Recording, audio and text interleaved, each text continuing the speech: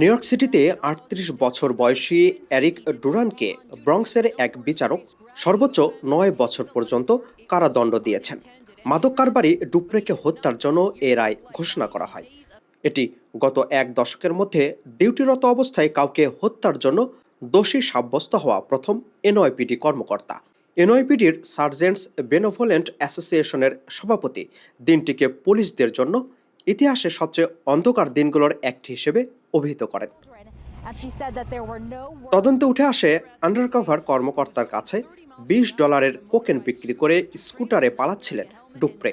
এ সময় sergeant Duran একটি cooler ছুঁড়ে মারেন ডুপ্রের দিকে। কুলারের আঘাতে ডুপ্রে নিয়ন্ত্রণ হারিয়ে একটি গাছের সাথে ধাক্কা খান এবং মাথায় আঘাত পেয়ে ঘটনাস্থলেই মৃত্যু হয়। পরে এনওয়াইপিডি থেকে বরখাস্ত হন ডুরান। যুক্তরাষ্ট্র জুড়ে 11,000-এর বেশি পুলিশ সদস্য একটি পিটিশনে সই করেছিলেন যাতে ডুরানকে কারাগারে না পাঠানোর জন্য। বৃহস্পতিবার ব্রঙ্কস আদালতের এর রায়কে পুলিশি দায়িত্ব ও নাগরিক নিরাপত্তা নিয়ে বিতর্কের সূচনা হিসেবে দেখা হচ্ছে।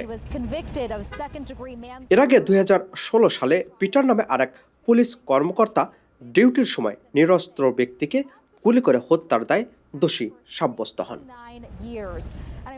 আপিল মাহমুদ, ঠিকানা নিউজ, নিউ ইয়র্ক।